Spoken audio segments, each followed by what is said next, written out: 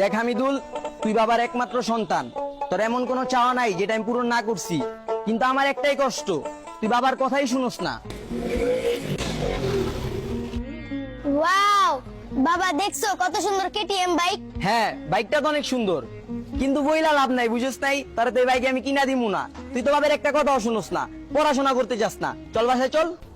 বাবা, আমি পড়াশোনা কিছুই করব না, ওই বাইকটা আমার পছন্দ হয়েছে, ওই বাইকটা আমার কিনাই দিতে হইব। দেখ হামিদুল, তোরা আমি বাইক কিনা দিতে পারুম না।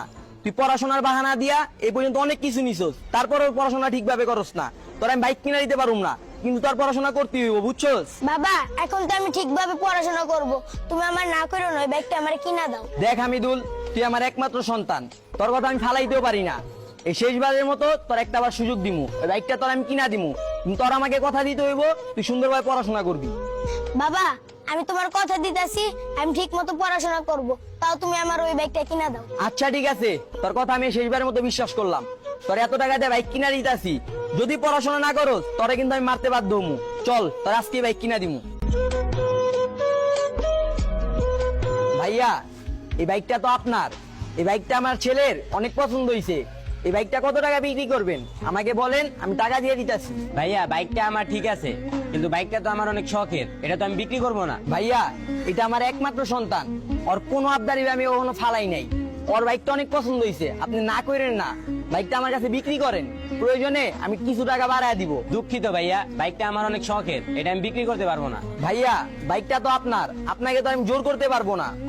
বাবা হামিদুল, দেখলাই তো, ওনার থেকে বাইকটা কেনার জন্য টাকা বাড়ায় দিতে চাইলাম, তাও বাইকটা বিক্রি করবো না। তুমি মন খারাপ করো না, তোমার আমি এর থেকে আরো অনেক ভালো গাড়ি কিনা দিব। বাবা, যেমনি হোক তুমি আমার এই বাইকটা কিনা দাও, নাহলে আমি পড়াশোনাও বাদ দিয়ে দিব, খাওয়া দাওয়া বাদ দিয়ে দিব। দেখ হামিদুল, তুই কিন্তু সবসময় বেশি করস। তুই দেখলি বাইকটা কিনতে চাইলাম, কিন্তু উনি তো বিক্রি করবো না।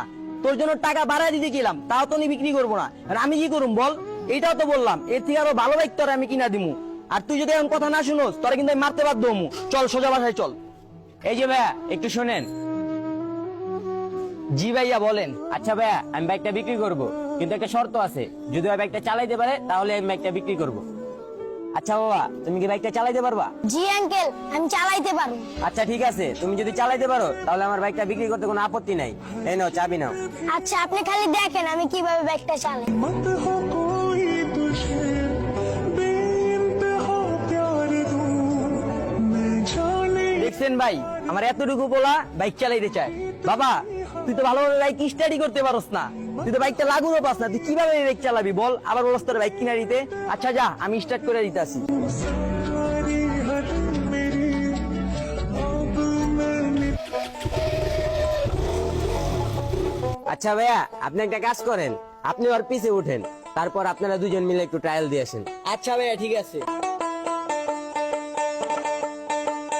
আচ্ছা ভাইয়া, আপনি এখানে একটু দাঁড়ান, আমি দেখি যে আমার ছেলে বাইকটা চালাইতে পারে নাকি। 2 মিনিট দাঁড়ান, বেশি না।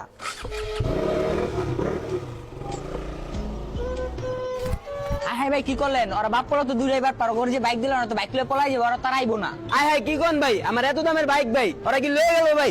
ওই ভাই দাঁড়ান ভাই, ভাই।